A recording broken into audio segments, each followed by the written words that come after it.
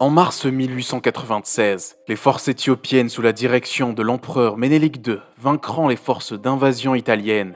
La victoire décisive contrecarrera la campagne du royaume d'Italie dans son expansion coloniale vers la Corne de l'Afrique. Bonjour, j'espère que vous allez bien. Dans cette vidéo, nous allons parler de la bataille d'Adwa. N'oubliez pas de vous abonner à la chaîne et d'activer la cloche de notification afin d'être informé de la sortie d'une nouvelle vidéo.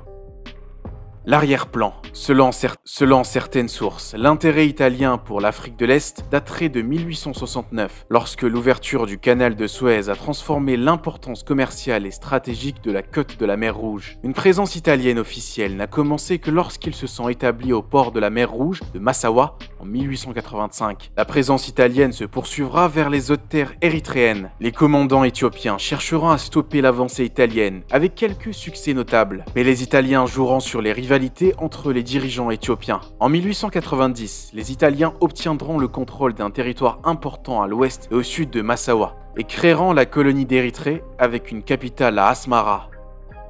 La méfiance entre les deux nations. La méfiance entre l'Éthiopie et l'Italie avait commencé 7 ans auparavant lors de la signature du traité de Huichal ou Usiali. Le traité, signé après l'occupation italienne de l'Érythrée, reconnaissait la revendication de l'Italie sur la colonie côtière en échange de fournitures militaires que l'Italie fournissait depuis un certain temps. Un différend éclatera sur l'interprétation du traité, car il y avait 2 versions à signer. Une version en italien et une version écrite en amharique, la langue éthiopienne. La version italienne stipulait que l'empereur d'Éthiopie était obligé de mener toutes les affaires étrangères par l'intermédiaire des autorités italiennes. La version éthiopienne stipulait quant à elle que l'empereur pouvait bénéficier de l'aide du royaume d'Italie dans ses relations avec les nations étrangères. À l'insu du roi d'Éthiopie, la version italienne de l'article sera modifiée par les traducteurs pour donner à Rome plus de pouvoir sur Ménélique II et son royaume. Les Italiens pensaient qu'ils avaient trompé Ménélique II en donnant son allégeance à Rome dans le traité. À la grande surprise des Italiens, le traité sera rejeté.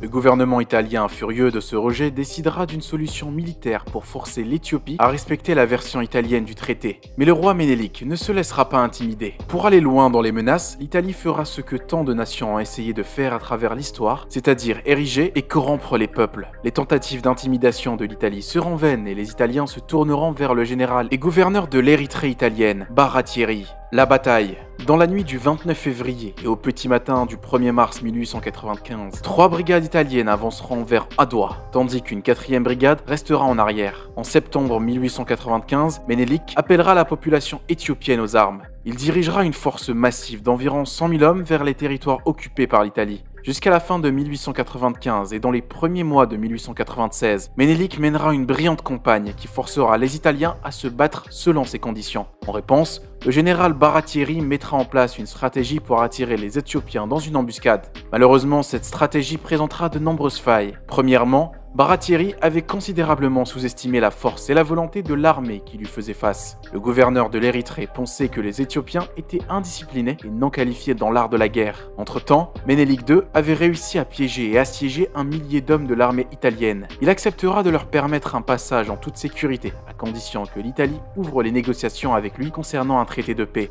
Le gouvernement italien refusera et fera le contraire, débloquant ainsi plus de moyens financiers pour poursuivre la guerre en Éthiopie, car la fierté de leur nation avait été blessée par le roi africain. Les Italiens chercheront à tout prix à restaurer leur ego et leur influence. La deuxième erreur commise par Baratieri était l'hypothèse selon laquelle il pouvait attirer les Éthiopiens dans une embuscade. Mais après une impasse de 3 mois, ses troupes se retrouveront épuisées et à court de fournitures. La troisième erreur de Baratieri était son manque d'intelligence et son incompétence dans la gestion du combat.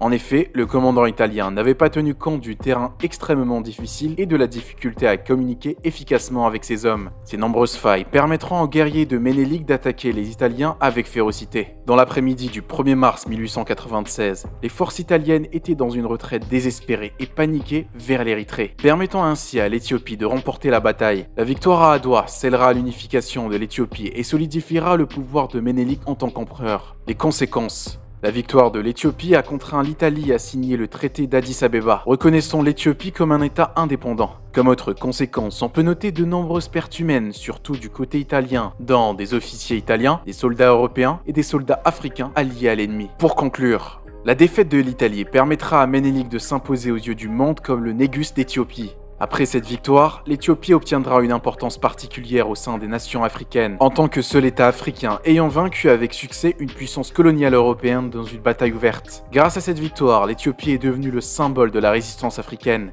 Le gouvernement italien qui considérait les Éthiopiens comme inférieurs a été mis à genoux et par la suite contraint à reconnaître la nation africaine d'Éthiopie comme un égal. De nombreux historiens ont souligné à quel point cette bataille était une humiliation pour l'armée italienne. Cette humiliation poussera le dictateur italien Benito Mussolini à prendre sa revanche en tentant de conquérir la nation en 1935, déclenchant ce qui sera connu sous le nom de la Deuxième Guerre italo-abyssinienne. Nous arrivons à la fin de cette vidéo. Si vous avez aimé, laissez un j'aime et à bientôt pour une nouvelle vidéo.